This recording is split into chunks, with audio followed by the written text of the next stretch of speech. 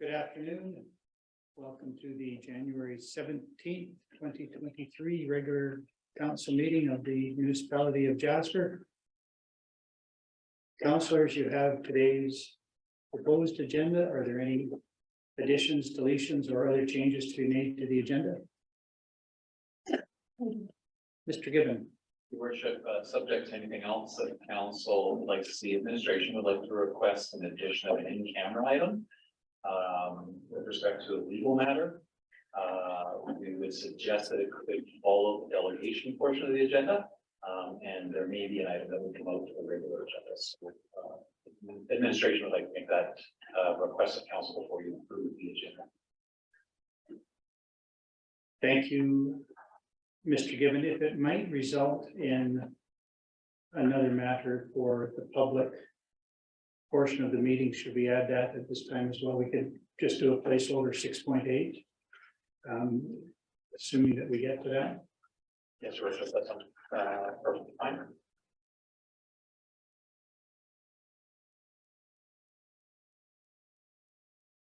Thank you for that. And so when, assuming that that is approved, when we get to that, I will advise any watchers what they might expect in terms of signing back in. Are there any other additions, changes to the agenda?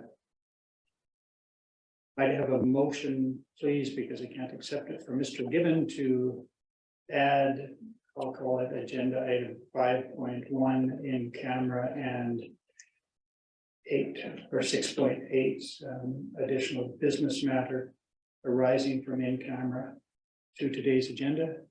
Councillor Waxer, thank you. All those in favor? There are none opposed. That's carried. And might I have a motion, please, from a councillor that council approve the agenda for today's meeting as amended? Councillor Keller-Hempy, thank you. All those in favor? There are none opposed. That is carried. We have two sets of minutes for approval today. First, the minutes of the regular meeting of December 20th, 2022. Are there any errors, omissions, or corrections required to be made to those minutes?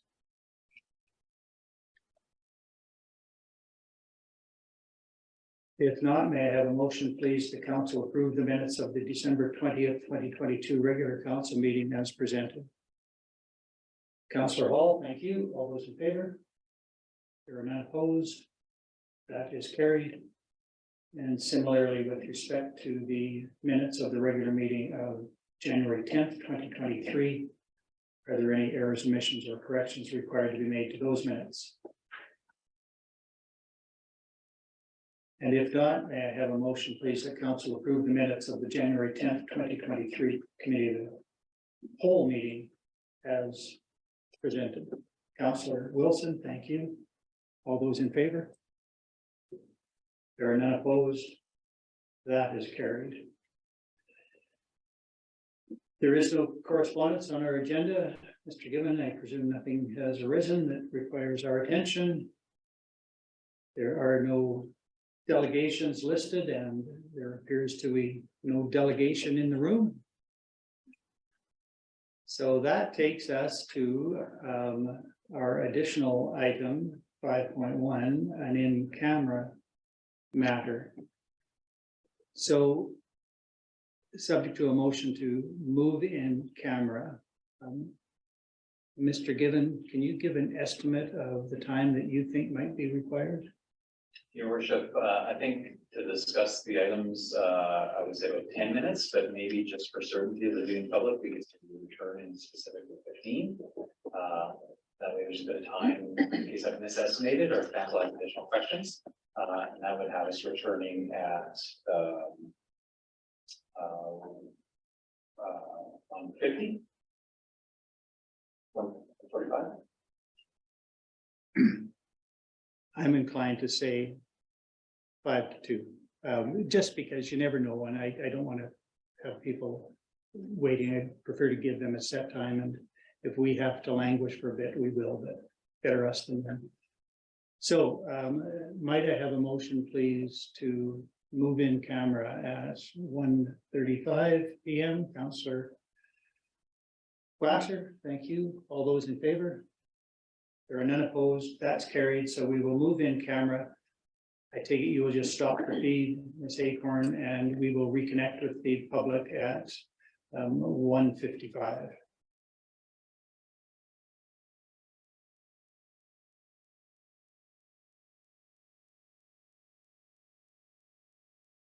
All right, thank you.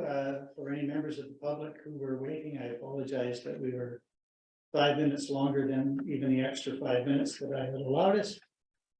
But here we are back in open session with the public, and we have dispensed with the in-camera item, which was added as agenda item 5.1.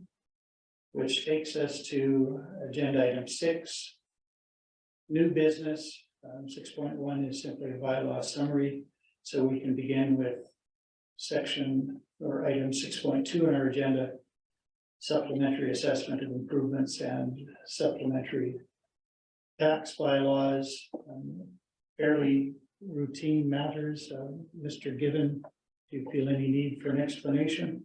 Your worship, if there is a need for explanation, our subject matter expert, Director Malinchuk, would be the one to speak to it. And I don't know if she has anything she'd like to introduce in terms of the report, but this is the annual piece of business the council does have to do. Nothing there. Any questions by councillors? If not, I think, welcome first a motion to read for the first time bylaw number 249, being a bylaw of the specialized municipality of Jasper in the province of Alberta to authorize the supplementary assessments of improvements for the taxation year 2023. Councillor Wilson, thank you for that. Is there any debate on that? I will call the question. All those in favor? There are none opposed. That is carried. And may I have a councillor make a motion that council read for the second time bylaw number 249, being the bylaw of the specialized municipality of Jasper in the province of Alberta to authorize the supplementary assessment of improvements for the taxation year 2023. Councillor Keller-Hempe, thank you. See no debate. I'll call the question. All those in favor? There are none opposed. That is carried. Oh, Councillor Wilson. just looking, sorry, and what sorry, just looking at the numbers here, from the graph that goes for 2018, 19, 20, 21, 22. We're from 2018, it was 4,976, and 2022 is 48,000. Is that correct? Okay. All right. Thank you. So having authorized the supplementary assessment, we need to look at imposition of supplementary taxes for properties that are assessed or improvements that are assessed during the year. So it's a separate bylaw. And is there a councillor prepared to make a motion that council read for the first time bylaw number 250, being a bylaw of the specialized municipality of Jasper in the province of Alberta to authorize the imposition of a supplementary tax for the taxation year 2023. Councillor Waxer, thank you. See no debate. I'll call the question. All those in favor? There are none opposed. That is carried. And is there a councillor who will make a motion that council read for the second time bylaw number 250, being a bylaw of the specialized municipality of Jasper in the province of Alberta to authorize the imposition of a supplementary tax for the taxation year 2023? Councillor Melnick, thank you. All those in favor? There are none opposed. That is carried. That takes us to the utility fees levy and collection bylaw 2023. agenda item 6.3. Mr. Gibbon, did you wish to speak to that first, or? Your worship, my only speaking to this will be to hand it off to Director Melnichuk, who is again, the subject matter expert. I'll just note that not contained in the report, administration has some minor technical updates to the bylaw that we'd like to propose and we'll see those after Director Melnichuk speaks to the rate discussion. Hand it over to Asha. Thank you, Mr. Gibbon. Good afternoon, Council, Mayor and Council. Yesterday, administration is bringing to Council the recommendation to give first and second reading to Bylaw 251 for 2023 utility fee levy and collections. And basically to summarize the background, in the utility and collection bylaw, it's amended annually, and the adjustments are reflected in the rates to address any of the changes. In the 2023 approved budget, utility expenses are $6,881,409, and of this, $5,709,679 would be collected from the levies themselves, and the rest would be collected from bulk sales and dumping. Conversations held by administration and council during the budget discussions mainly encompassed a few high-level areas. In solid waste, there was an increase of 15%, and this was mostly due to increases of transfers to reserve to support the capital needs of the West Yellowhead Regional Management Authority. And then in recycling, we saw an increase of 39% due to increases in contracted services due to keeping up with the commercial demand. I'll go over a bit more on that later. Water levies will remain the same in 2023. Since the capital did increase, this was also offset by not needing to go to debenture in 2022. Therefore, there will be a request for decision coming to council for a transfer to reserves in the amount that was levied in 2022 and then transferred out in 2023 to offset the changes in capital in 2023. And I can also touch on that a bit more as well, but we did discuss that during the budget process.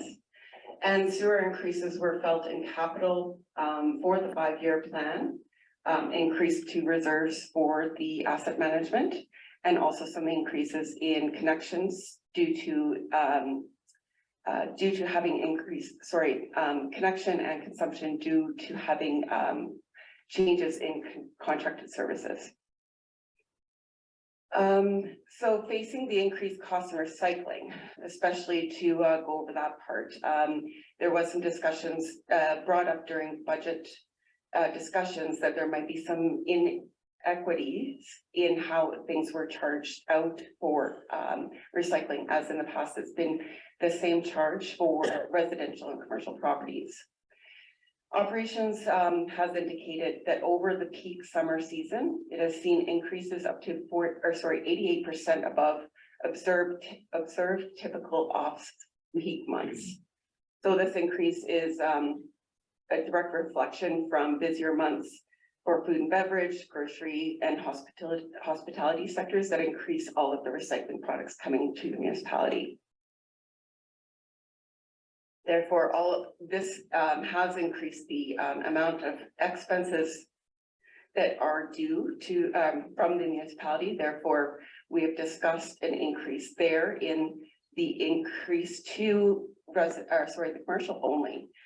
Therefore, keeping the commercial the same in the residential the same in 2023, and reflectively so showing an increase only on the commercial side for 2023. As indicated again, for water, you can see if we scroll down into the next page of the request for decision, there's some charts or tables to look at. You'll see in water that there wasn't an increase, and we were anticipating capital increases. However, because in 2022, we had planned a debenture to be taken out and that was ultimately not needed. Therefore, the municipality did not take that debenture out.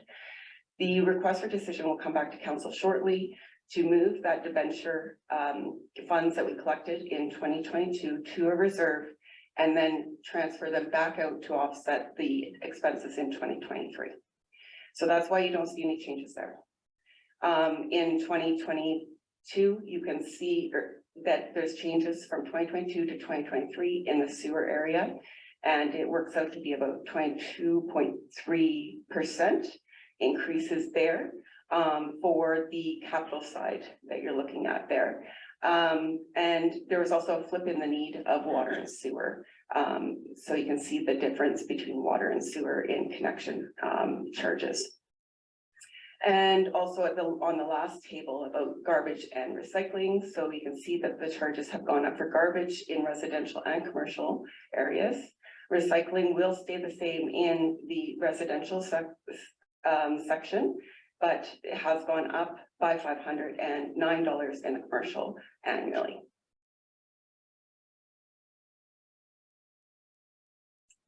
Overall, that's a quick summary of what was presented within the request for decision. The only other thing to mention is that with the approval of the bylaw, what would happen next would that the rates would be advertised in the upcoming November and December 2022 utility notices going out here in February.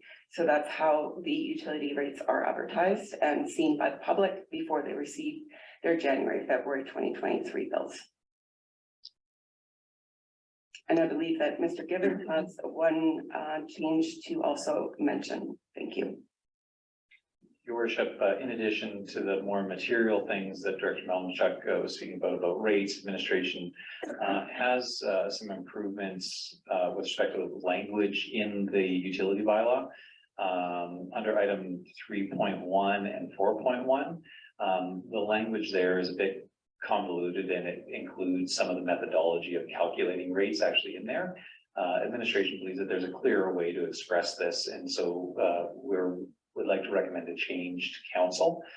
Currently, 3.1 reads every leaseholder of a lot or land parcel in the municipality that is connected to the water system shall pay a water charge calculated by multiplying the volume in cubic meters of water consumed by the schedule, the rate in Schedule 1. Administration believes that we can be a little bit clearer for the reader and for administration to apply if we say every leaseholder of a lot of land or parcel in the municipality that is connected to the water system shall pay a water charge or charges as shown in Schedule 1. Again, just improving the clarity of that passage and doing the same in 4.1, which addresses sewer charges. To clarify it to say every leaseholder of a lot or land parcel in the municipality that is connected to both the water and sewer systems shall pay a sewer charge or charges as shown in Schedule 1. So again, just clarifying the language there. It was a bit convoluted previously, and administration believes that that'll be it is a technical amendment, but we believe it's an improvement in clarity. So we're open to any questions that you may have about either that technical matter or the more material matter of the rates that are proposed. I think the summary that I would provide is these rates are in alignment with the budget as approved by council. They will collect the amount of revenue that's required, and they attempt to address equity between types of users by instituting a new commercial recycling fee, which is consistent with our approach in solid waste garbage fees. There has for a long time been a commercial garbage fee and a residential garbage fee, and so we're recommending that we apply that same thinking to the recycling side, because we can see through our operations department that there's a direct correlation between the increased commercial activity in the community and the volumes that we see. And so we think that that's appropriate to recognize with that new commercial recycling charge. We're open to any questions that council might have. Councillor Wilson. Just for my knowledge, would a hotel that has that could house many different businesses pay the same rate as smaller commercial property that would only Okay, maybe one. Your worship, through to Councillor Wilson, so the direct difference might only be the sizing of the meter, as well as how many meters might go through to the property itself. Sorry, to clarify, garbage and recycling. Oh, garbage and recycling, they would be, yes, based the same as, and it's just classified as residential or commercial. Right. The other thing I think that might be important to note is that not every business that's located in a commercial building receives a utility bill. The utility bills may be paid by the building owner rather than individual businesses. So there is some variation that the municipality is not in control of there. But as Director Knowledge has said, it really is just the level of differentiation you have is your residential or your commercial. And that's what we're proposing here. Who actually pays that bill, who is the holder of the utility account, that could be a different matter depending on the different arrangements within the property. Other questions from Councillor Hall? Thank you. My question is, if I'm reading this correctly, a residential property should expect a difference of about 86.61 per year. Am I reading that right? I'm looking at 34.76 for water and sewer, and then 51.85 for garbage, and that's for the year. Is that correct?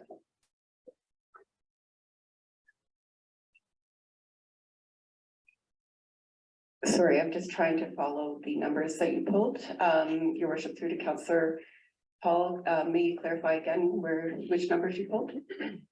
I could be wrong, just asking. I'm just reading for water and sewer, it looks like a change of 34.76 annually for residential, and then I scroll down to garbage and recycling, and it's 51.85, and that's all that a residential property will see a difference this year annually. Yes, correct. Well, thank you for clarifying that.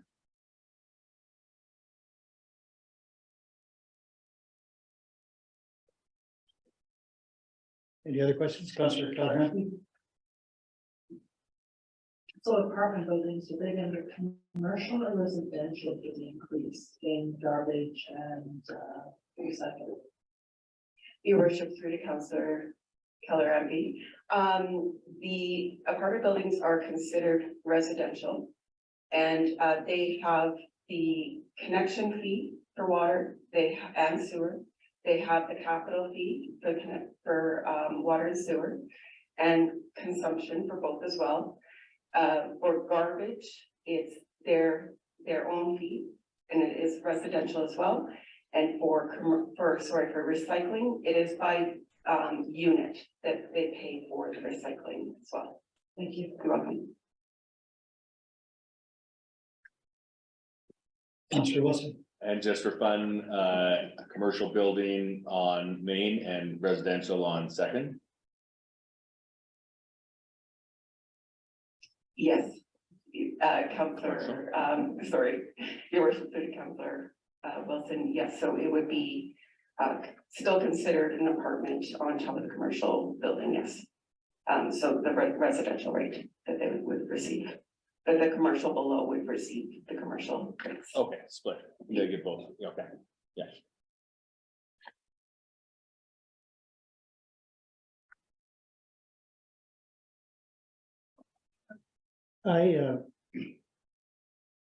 I continue to struggle with the question of equity, particularly regarding water and sewer rates. I really do appreciate the information we received this morning about multi-unit residential. As I read the numbers that we were provided, that is an amalgamation of all the charges. So consumption, connection, and capital. And even though I can see where the argument of overall equity can be made, it still concerns me whether there are equitable differences at each segment of the calculation. And there are a number of issues that trouble me with respect to the existing bylaw. Firstly, I think the connection fee is low based on my own, so residential use with, I think, less than a 1-inch diameter pipe.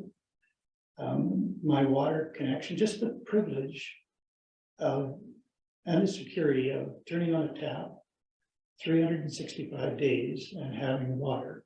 I paid 45 cents a day for that. I think it's worth tremendously more than that. For the right to flush when I choose or have water otherwise go down the drain, I pay 22 cents a day. I just think we should be looking at whether that is an equitable charge for the use that people get from our system. We have to maintain a broad-based system, and everybody in this town, including when the power goes out, still has their water running in and out.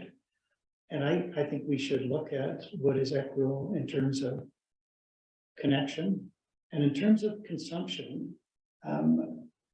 I'm not a big fan of the tiered rate, but I can see a differential rate.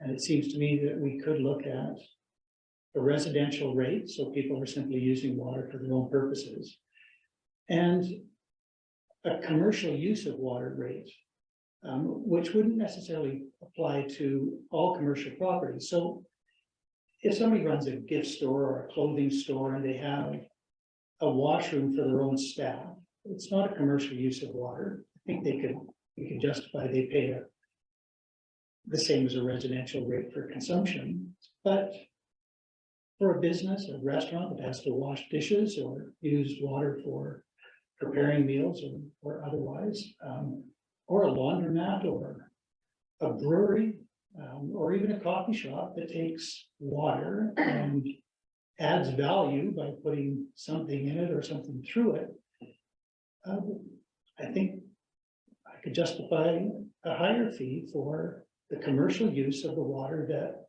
the community, the municipality has to supply.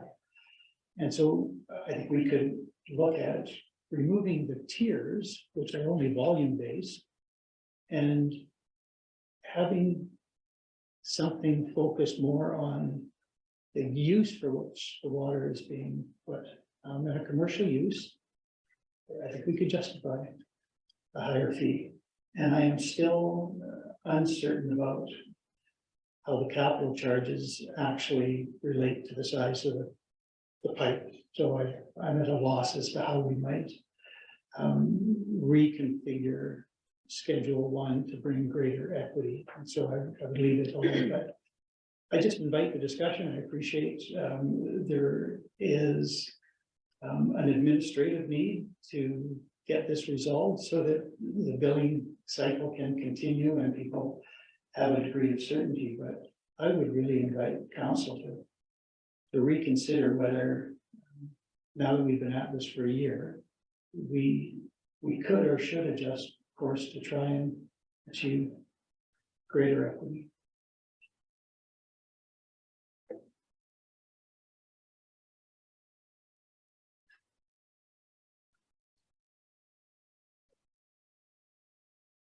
Councillor Kelleher. Thank you, Mayor, and I just want to clarify what you were saying. So you're saying that rather than having 4 tiers, we have a residential tier and then a commercial tier.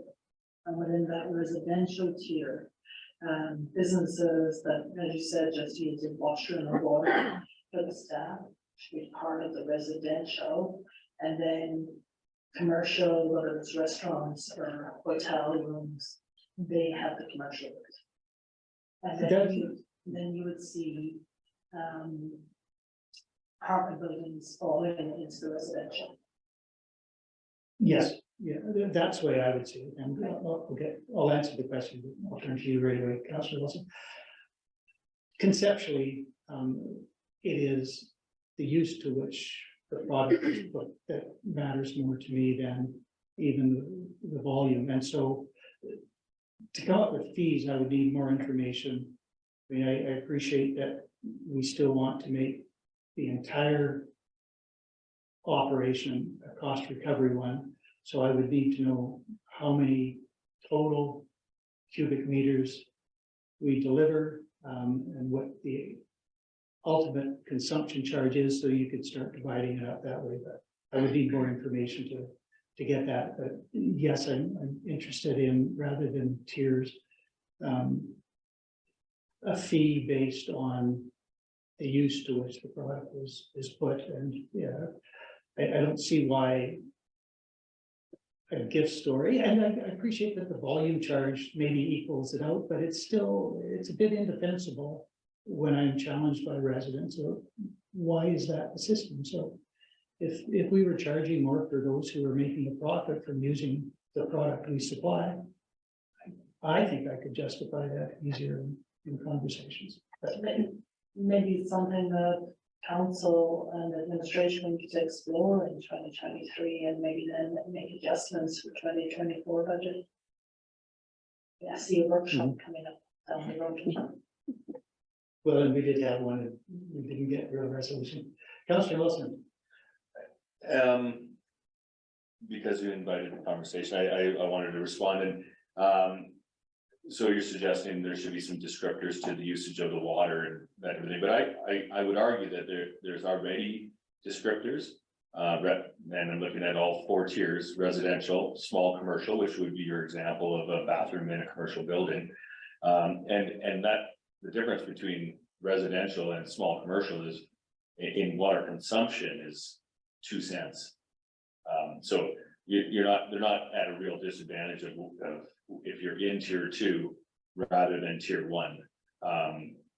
You know, if you're looking at the actual rates, and it might be a little bit different when you're talking about connection, and that might the inequity there might be a little bit more, but if you're saying, okay, if you're using water for a commercial purpose, you know, those descriptors don't have to be, you know, the product that you're making, it's the small, medium, and large commercial, and I think those are the tiers. It's just that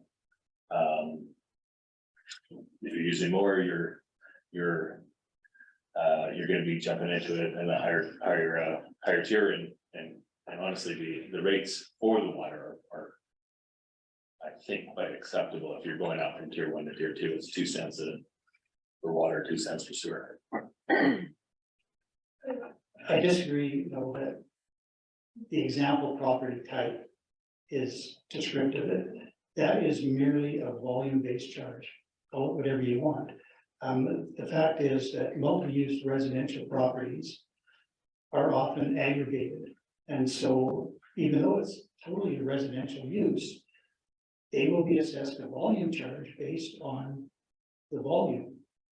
And even though it equals out because they have a lower connection fee, the actual volume charge is based on the volume, not the type of use. And so, I mean, we've been through this, so I don't know what the largest apartment building in town is, but if you have 100 units, and they're each using the equivalent of a single family residence, they would be paying probably the tier 4 rate for residential use. And that is where I struggle with the rate is based on the volume, not on the use. Mrs. Melanchelm.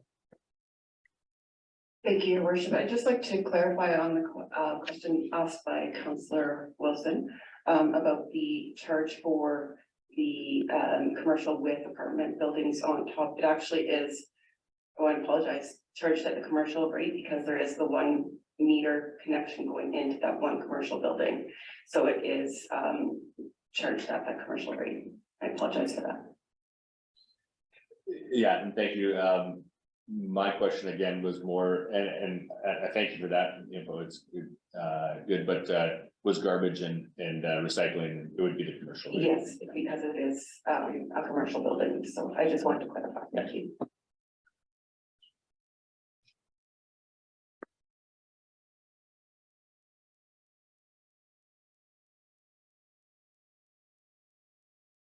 Councillor Wilson. Well, I don't disagree that there's a lot more conversation we can have about this. And we could probably fine tune it for years to come and throughout the year. But I think today we should, at least move this one forward, and I'd be willing to make, motion to council read for the first time, bylaw 251. In the bylaw, socialized municipality of Jasper in the province of Alberta to provide for the levying and collection of fees for the provision of water, sewer, solid waste and recycling services in 2003 with the technical amendments that CAO Given had added in earlier. Thank you for that. Is there any debate with respect to first reading of bylaw number 251? I'll call the question. All those in favor? They are not opposed. That is carried. Is the councillor prepared to make a motion for second reading? Councillor Hall?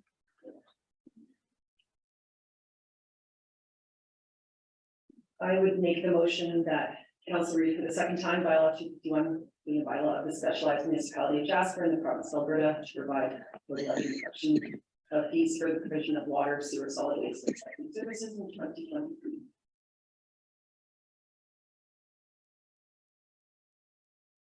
Is there any debate on that motion? Councillor Melnick? Just to identify that there are a number of rates that haven't changed year over year. And I think that that's a very positive thing for our residents. It was noted that we have some of the cheapest water in the province on a per unit basis in previous discussions. And I think this reflects moving forward to continue with increases to achieve the capital component of our budget, but also recognizing that people can choose how much volume of water and sewage they actually have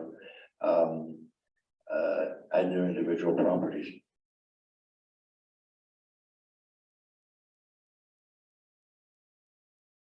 Thank you. Any further debate? I'll call the question. All those in favor? There are none opposed. That is carried.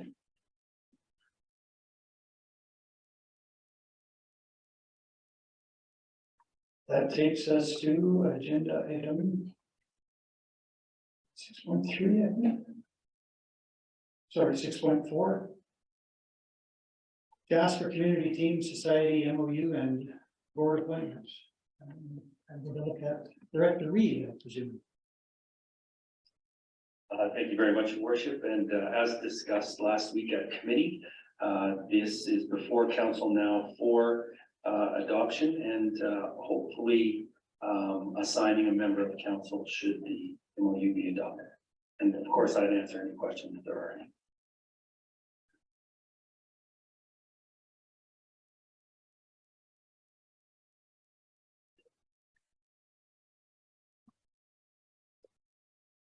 Questions from councillors?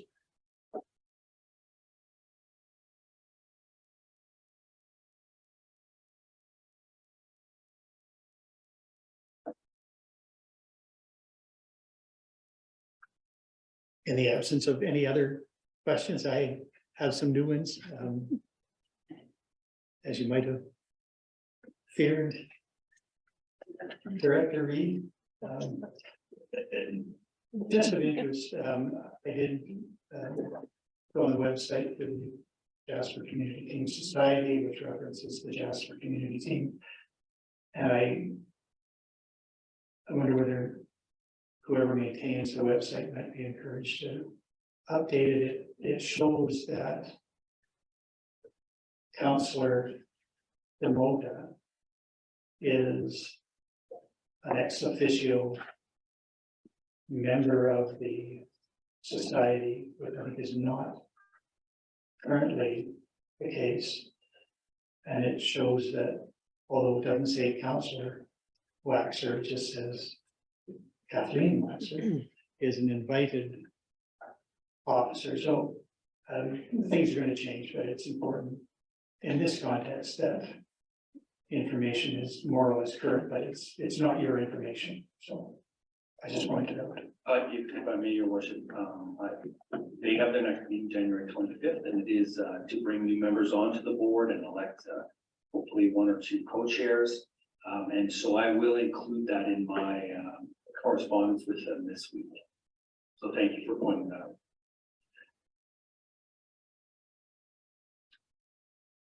Mr. Reed, perhaps I asked this last week and I've already forgotten the response. There is an indication on the second page of the MOU that the Director of Community Development shares monthly department reports. What are the nature of those reports and with whom else are they shared, either within the organization or within the community? Thank you for that, Your Worship, and through the rest of the council. Those reports are really specific to what, in essence, what relates to the Jasper Community Team Society.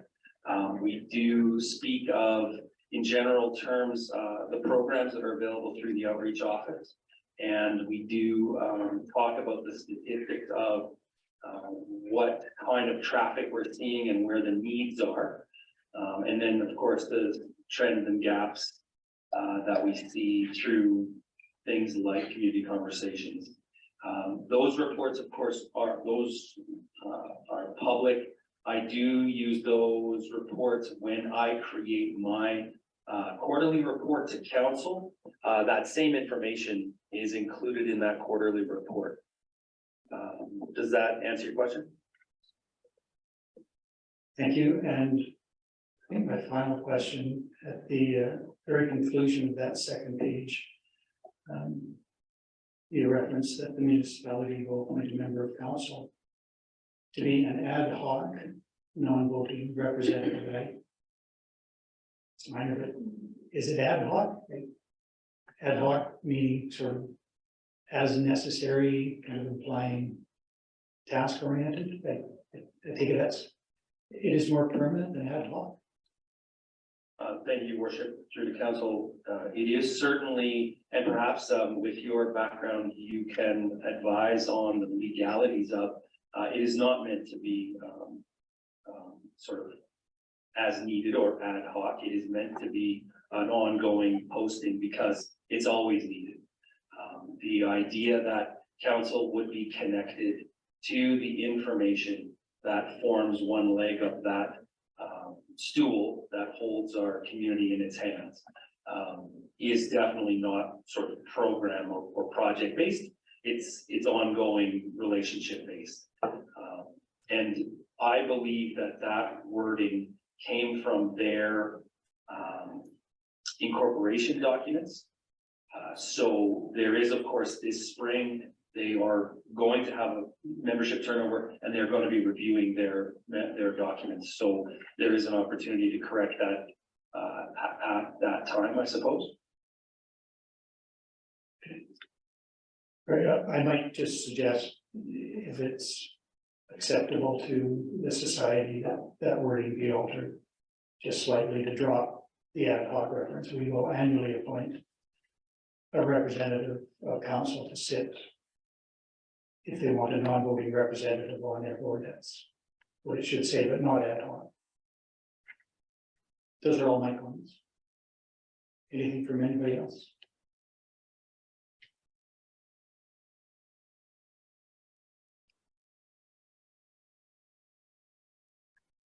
Is there a recommendation from a councillor?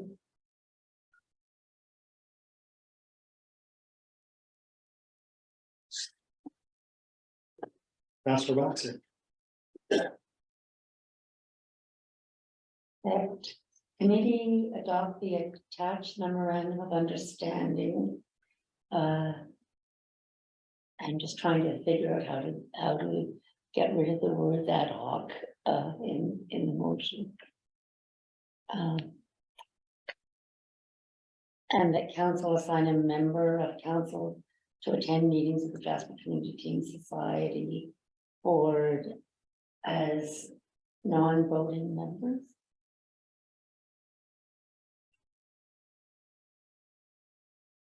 Any debate on the motion? Your worship, no debate, recommendation, I think from administration would be, it should be naming council member who wish to appoint to that role, rather than a council member, that way. I was thinking of a separate motion for that, but I hear you, but let's get the MOU under our belts. And because I want to have a discussion about that. So the motion is to adopt the MOU with a slight wording change and direct council to appoint a member to sit as a representative on the JCTS. So I will call that question. All those in favor? There are none opposed. That is carried. Assuming now that this appointment gets added to our list of boards and appointments, I don't think we need a separate motion for that. Our procedural bylaw permits the mayor to make appointments. I could ask for volunteers, and I know whose hand might shoot up, but because I appear perhaps to be the least well acquainted of all of this with exactly what this structure is about, I'm inclined to appoint myself unless there are objections and somebody else would prefer to do it. Yeah, you don't have enough on your plate. But it's a learning opportunity and you can find time to learn, I'm sure. In the absence of objection, then the mayor will self-appoint to sit on this board, and when the MOU is just cleaned up slightly, I take it from the previous motion, I have direction to sign it. Thank you, Mr. Reid, for getting us to this point. That takes us to agenda item 6.5, Community and Economic Development Fund. Again, is that Mr. Given or Mr. Reid? Your worship, just on the previous item, before you move on, appreciate the discussion and council, I think was giving endorsement for the mayor to call his own number. But with any other council, the name of the person why that is done by a council motion.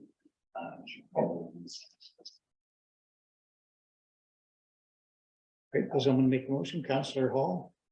I would make a motion that council appoints Mayor Richard Ireland to the Jasper Community Society Board.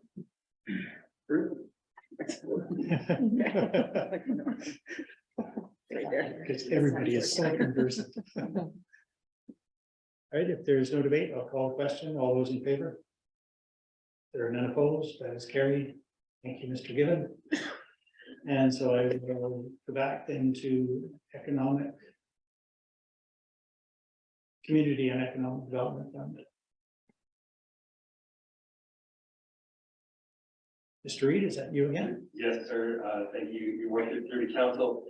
We believe that we did capture those minor amendments that council approved last week. And so before you, we believe we've got the cleaned up version for council to approve. And of course, I'm here for any questions.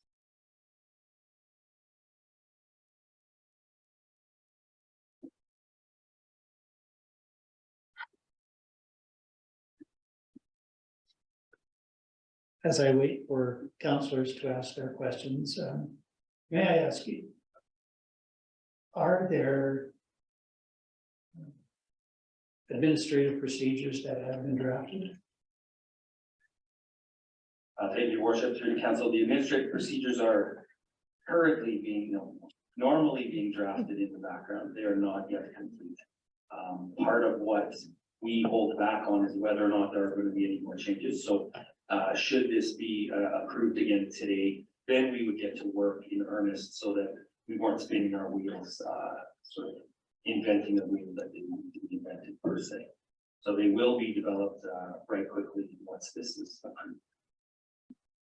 And your worship, I just add that in contrast to past practice with council policies that tend to be quite light on detail, This is reflective of our current practice of including more of those details that might have shown up in an administrative procedure before in the council policy. Because so the council really can define how the thing should work rather than just that the thing should exist or not. And so there are a number of items here that might have previously been reflected in the procedure. I think you'll find that any procedures related to the applications are really more on the program guidelines and forms and that kind of thing. But the substantive work of defining what this is, who it should serve, how much money is available for it, who qualifies and who doesn't, is all handled in the council policy and not have to be in any of the procedures. So the admin procedure will be very administrative in nature. One of the reasons I ask is that I'm intrigued by two of the definitions. There is a definition for mainstream and a definition for marginalized group. But neither of those terms appear in the policy, so I'm wondering whether this is anticipating that those words are coming up in the administrative procedures, and it just makes me curious. Your worship, with your excellent eyes, you have caught, I believe, what is a gap in changing the simple language. We changed some of the wording in there. For example, you can see under project eligibility, the second bullet. That is where that phrase marginalized used to appear, but we simplified the language to clarify it. And so we didn't take out the definition when we took out the word. And so that is a gap on our part. I'm not sure that it substantially changes the policy enough to ask for a rewrite, but we would catch that on the next version, the next correction. But perhaps the even wants that. I would just, I think that that's fine correction, appreciate the vision and the council wish to move the policy with amendments, striking those two superfluous definitions. I think that's appropriate. And so you can continue the policy, move forward today with an amendment to strike those two definitions. And on the same topic, and I appreciate that, I was just wondering whether you were forecasting something that was coming later. Community health is another definition, and that is significant in that it is the foundation of council's strategic priorities overall. Community health. Community health includes a sense of economic well-being and security, but there is no indication of that in this particular definition. And so holistically, community health, of course, includes physical and psychological, emotional well-being, the things that have been listed, but I wonder whether it is worth recognizing that there is an element of economic security that is intrinsic to overall community health.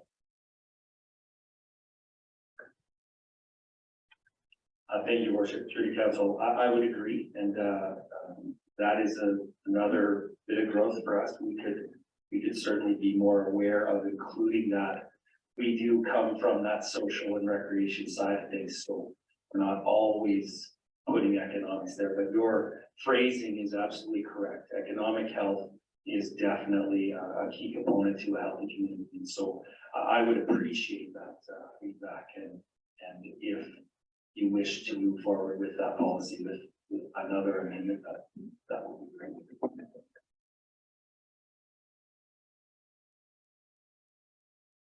Any other comments, suggestions from councillors?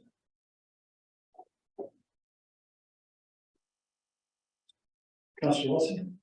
No more suggestions, but I would be willing to make the recommendation that the council adopt the updated policy B 017 Community and Economic Development Fund as amended, as your amendments added. So for clarity, Yeah. for our minute taker or records keeper, that would be an amendment to the definition of community health to include economic reference and the elimination of definitions for mainstream and marginalized groups. Excellent, thank you. If that is sufficiently clear, is there any debate on that motion? If not, I will call the question. All those in favor? There are none opposed. That is carried. That takes us to agenda item 6.6, Human Resources Committee, terms of reference. Your worship, the attached reflects the changes that were discussed at committee last week. Specifically, the major one was under item 4.4. There used to be a 4.5. The committee, there was a suggestion that those two could be amalgamated, and it has been. That's reflected here. And then there was also just a little bit of a reformatting around the purpose and responsibility of the committee.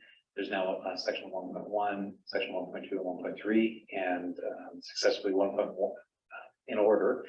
1.1 deals with council's role as employer of the chief administrative officer. 1.2 deals with council's role or the committee's role relating to public member appointments to council committees. And then 1.3 was added by committee, giving council the opportunity to refer any other matters to the Human Resources Committee. So just a slight sort of reformatting to make it clear that there's the HR committee has essentially three distinct roles: dealing with matters related to the CAO, those public member appointments, and anything else the council wants to send to the HR committee. So that necessitated a slight reordering, but there were no sort of content changes in that area, and I believe it reflects any other changes that the committee discussed.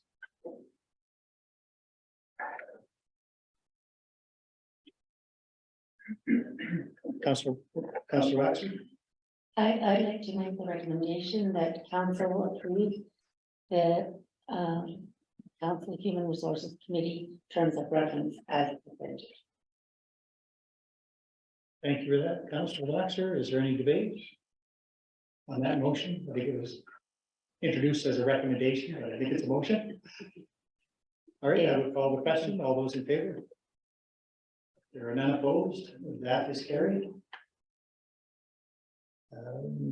That takes us to agenda item 6.7, which is the promoting active transportation in Jasper feasibility study. There is no attachment, I think, to the agenda. We had the reports last week. Mr. Given, anything to add? Director Reed may wish to speak to it, but I only reviewed that in detail last week as well. Thank you very much, CEO Given and your worship through the council. So, as discussed last week at length, we're looking forward to awarding this contract so that we can get a feasibility study on active transportation in our community, specifically around biking. And yes, I believe last week I did mention that we would include the tender, and I apologize that I did not do that for this meeting, but I did read it into the record last week. So, and I could do again should council wish me to, but in essence, we are looking to get the information on how best to create what kind of infrastructure that would be best suited for our community. And of course, what those costs might be and what changes to our community's transportation would, transportation network would occur. And it will be integrated with things like the other transportation study, which is more focused on buses. But it is a really important step in building more active transportation opportunities in our community. Is that adequate, Your Worship? Thank you. If there are no questions of Mr. Reed, is there a councillor ready with the motion? Councillor Hall. I would happily make this motion that council award the contract to Associated Engineering in the amount of $44,988 to complete the promoting active transportation in Jasper feasibility study. Thank you. Any debates on the motion? And just for clarity, Mr. Reed, you can confirm that the funding is all from grant sources? That is correct, Your Worship. This is all from federal transportation grant. Thank you for that. I'll call the question in. All those in favor? There are none opposed. That is carried. Which takes us to the added item on the agenda, item 6.8, which is the ATCO electric distribution system franchise extension. Mr. Given. Yes, Your Worship, I can speak to this. Council does have a hard copy of a request for decision. It was discussed previously in camera. A copy of this RFP will be attached to the minutes of this meeting, so it will be available for review as well. The recommendation that we're bringing forward is that council authorize the mayor and the CAO to extend the electric distribution system franchise agreement between ATCO Electric Limited and the municipality of Jasper for a 5-year term effective July 3rd, 2023, which is the expiry of our existing 10-year agreement.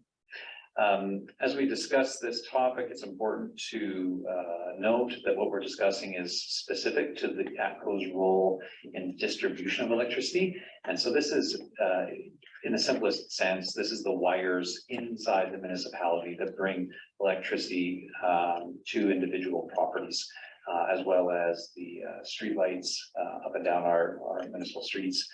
This is not the transmission system which brings electricity to Jasper from the provincial grid. So just important to make a distinction there. The municipality has no influence over that provincial transmission system, and we have no direct relationship with ATCO that influences how that transmission system works. ATCO is governed in that area by the Alberta Electric Systems Operator and the Alberta Utilities Commission. So what we're talking about today is an agreement between the municipality and ATCO for essentially the operation of the wires within the municipality itself.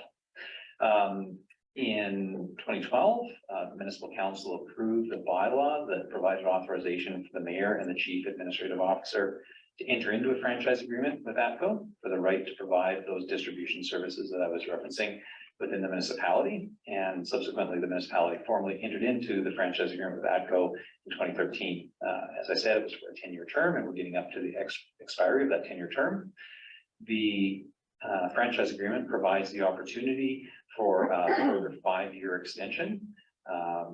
And in return for the right of providing ATCO the opportunity to run the business of operating the wires within our municipality, the municipality has the ability, within certain boundaries and limits, to charge a franchise fee to ATCO, which ATCO then ultimately passes on to ratepayers on utility bills.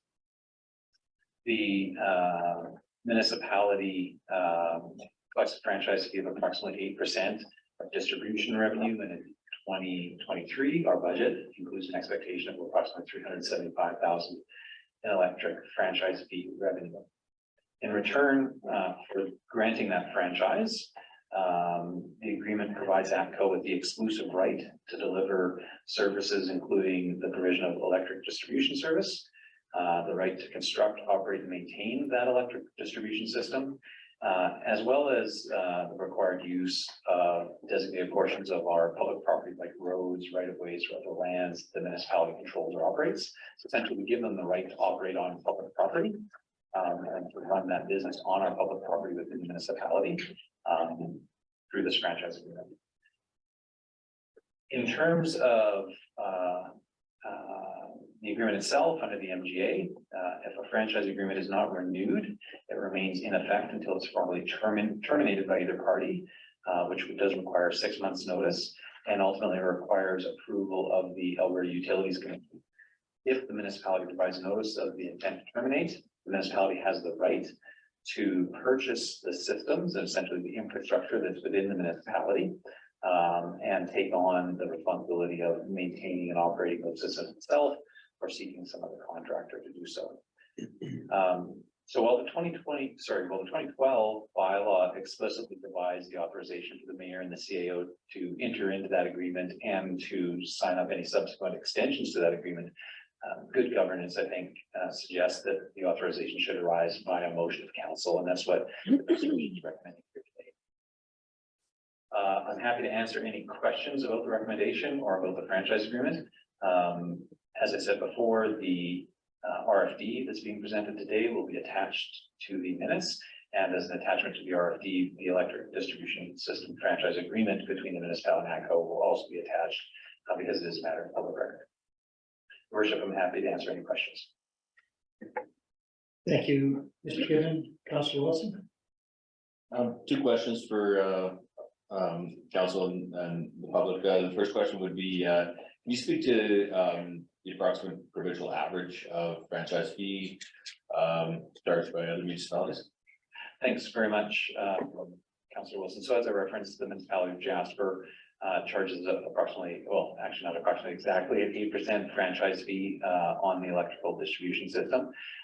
In an analysis of other comparable municipalities, the range ran from anywhere from 20%, which is the maximum that's allowed by the Utilities Commission, down to 0. The average of approximately the 12 municipalities that we surveyed, we found that the average was about 8.71%. So the municipalities rate at the average, maybe slightly below. And there is an annual opportunity for council to reconsider that. And there's a process where the utility inquires whether the municipality wishes to change the franchise fee rate. That opportunity comes later in the year.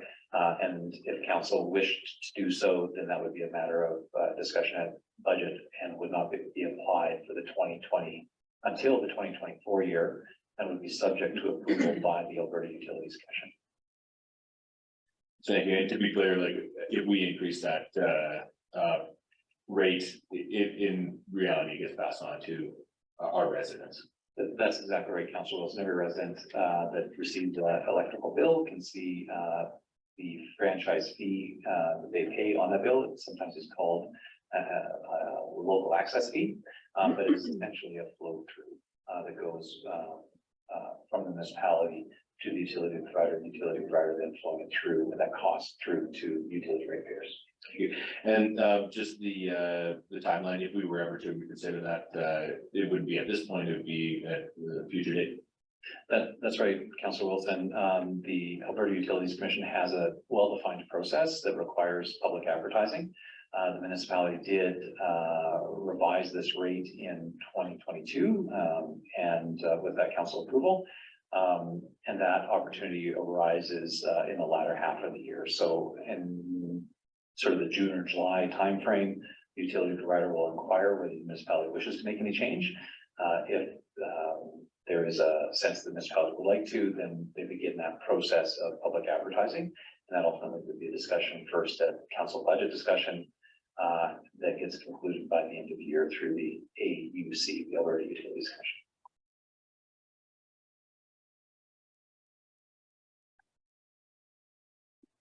Mr. Given, can you confirm to what amount the 8% is attached? So it's 8% of what?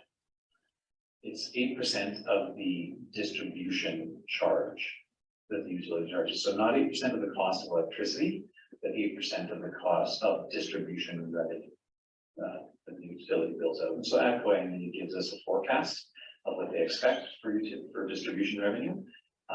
And that's what we, and the 8% is applied to that. So for our budgeting purposes, it's forecast, and then through the course of the year, they provide that revenue to us based on actuals.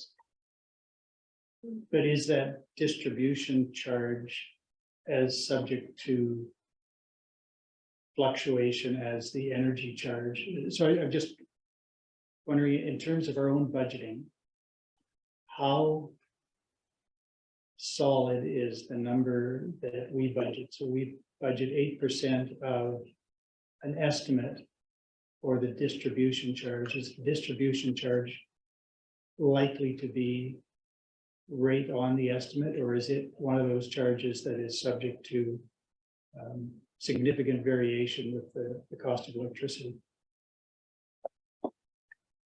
Your Worship, I just would like a second to be able to call up a little bit of information here, but it is explicitly, our charge is not tied to the cost of electricity. I want to be certain about how it's reflected on bills and whether the cost of electricity is the distribution charge. So I can confirm that in just a moment or two. Okay.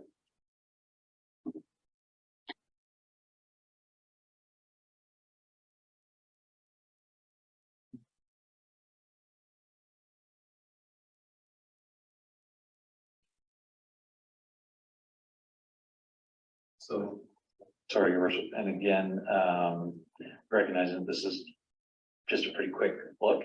The distribution charge does not reflect any sort of relationship to the price per kilowatt hour. So on your bill, you'll see really a couple of two major categories. One that will give you a total for the cost of your energy. So that's the electrons that you've decided to buy in a month or that you've consumed in a month. So a consumption charge.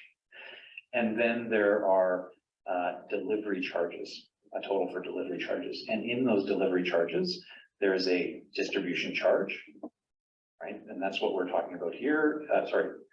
And that's the franchise that we give to ATCO, is the right to run that distribution business within the municipality. And that rate is not tied to the price of energy. There's a transmission charge, which again is the wires, the cost of the wires that get the electricity from the provincial grid to Jasper. And then there are rate riders, which is another topic that I would leave an electrical person.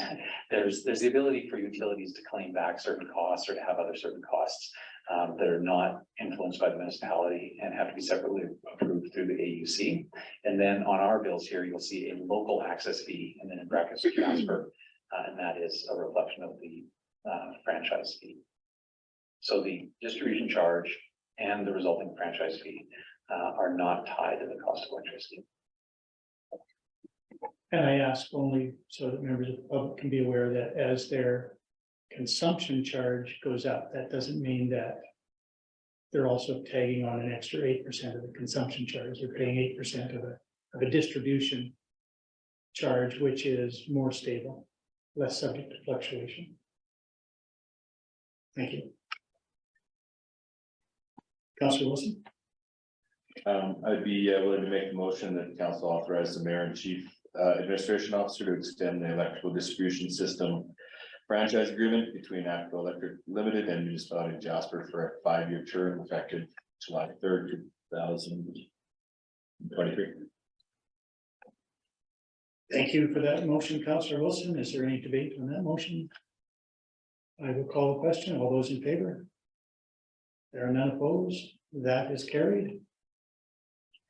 That takes us through the new business items.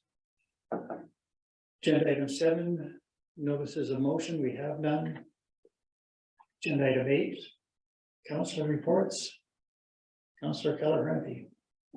This morning I attended the Alberta Rural Integration Committee, and the applications are now open for employers to apply. They're on the Employment Center website, and they're open till February 3rd, and then they'll close. And employers and how many applications will take for different positions will be announced the first week of March. Thank you, Councillor Keller-Renty. Other reports? Councillor Hall. Thank you. Last week I attended 2 community conversations, one school age and the other was early childhood. Couple things from those meetings. Status Anonymous was the highest it's been. It went from 75, I believe, families to 112. So people I think are struggling a little bit. Community dinners are back on. The first one last week saw 400 people, which is a bit up. Again, it could reflect, people missing out on this connection or just our economic situation. All programming is back. Team programming, the first rec room last Wednesday at the Legion saw 48 teams, which I know I say this a lot, but I'm always blown away by how that crew over there can put things together where they see needs. Carl is also going to be running programming on PD days, which are days where they're at school, isn't school for kids. Our youth is amazing. 25 of them helped out at last week's community dinner. A couple other things I thought were kind of cool. Just a few grants that Outreach had applied for and received, one specifically for Ukrainian evacuees for winter gear, which I thought was kind of neat, just to share. Also, the elementary school floor, the gym floor was ruined in the cold snap, so that's down, just to report that. And the bus transportation in town for school kids has come up again, so I just wanted to let you guys know. That's it. Thank you, Councillor Hall. Councillor Wilson. last Thursday, I attended the inaugural Alberta Municipal Climate Leadership Council. It was really, first meeting, about 22 members from across Alberta, municipal representatives. Elected officials. And it really was just an introduction. We're going to start working on terms of reference and what the council would like to achieve. And that seems pretty promising. I'm excited about the group. Councillor Miller. Thank you, Your Worship. I did attend last Tuesday, the Jasper Historical Society monthly meeting, and just happy to report the Sherman collection of wildlife that has been in the community for many, many years has now been acquired by the society. And hopefully as they move forward, we'll be able to have an opportunity to have that in a more visible opportunity for display. As well, they're continuing with the website development. So there should be some improvement to the website there. And circular manager continues, as we did have the departure of Mr. Human recently. I will leave you, Mayor Island, to talk about the chamber breakfast. Thank you. Councillor Melnick. I will defer first. Any other reports? Councillor Waxman. Not a report, but I wanted to express appreciation for the inclusion in the request for decision, the inclusion lens in as a standard form. I think that's wonderful. I really appreciate it. Thank you. Thank you, Councillor Waxer. I will report then as prompted by Councillor Melnick that he and I attended the monthly Chamber of Commerce breakfast meeting Wednesday of last week. I had been invited in particular to be prepared for questions from the members related to the Chatham wildfire and our response. As it turned out, Superintendent Fair was a guest speaker, as was ATCO, and they had 3 of the 4 representatives who had presented to council on Tuesday morning, presented to the chamber. They fielded a lot of questions, in particular Superintendent Fair had a lot of questions, not necessarily all related to the Chatham wildfire, but many.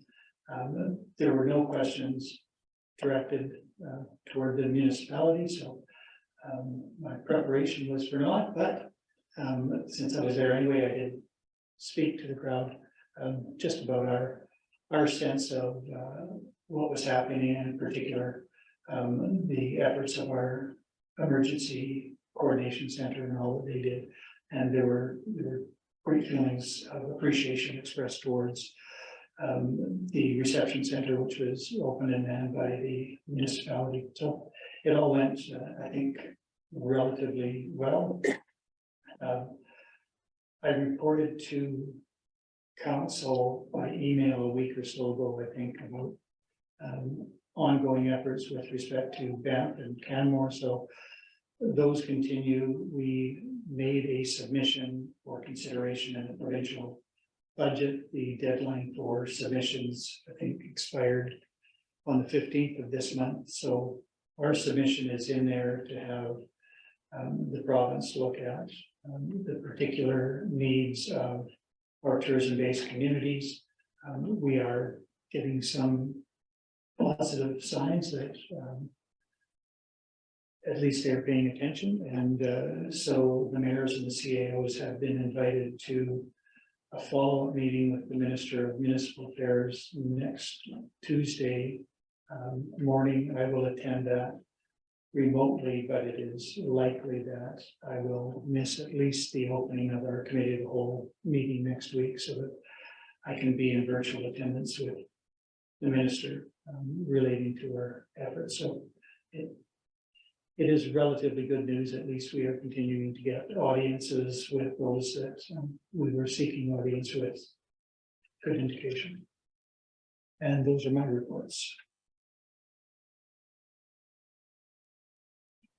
If there is nothing else, we have a list of upcoming events. We are into Jasper in January now.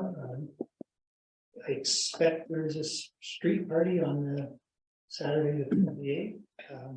There typically would be, I don't have the full list of all the events, but there are events almost every day, but is a bit of a highlight for councillors if they choose to attend, and I believe there will be fireworks that evening as well.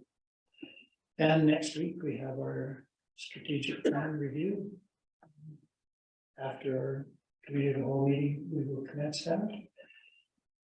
Are there any other upcoming events not on our list of which council should be made aware? Councillor Baxter? This one is a little bit off in the distance, but on February 25th, there will be a new event coming to Jasper. It is happens all around Canada, and this year Jasper's added it to its roster, and that's the coldest night of the year. It's an event that asks participants to raise funds to ensure that residents have access to food and shelter and warmth. And you will be talking much more about it in the future. Thank you for that. And just a reminder, not on the list, tomorrow morning in Hinton is the Northern Rockies Tourism Town Hall. And I think Councillor Waxer, myself and Mr. Given are all going to attend that. Not Mr. Given, all right. And I'm going as stunt double for Councillor Miller. All right, Councillor Waxer and I can coordinate that after we adjourn. Councillor Hall. A little bit not so quite in far the future is that one, but on February 22nd. 22nd is Pink Shirt Day, so Happy Bowling Day.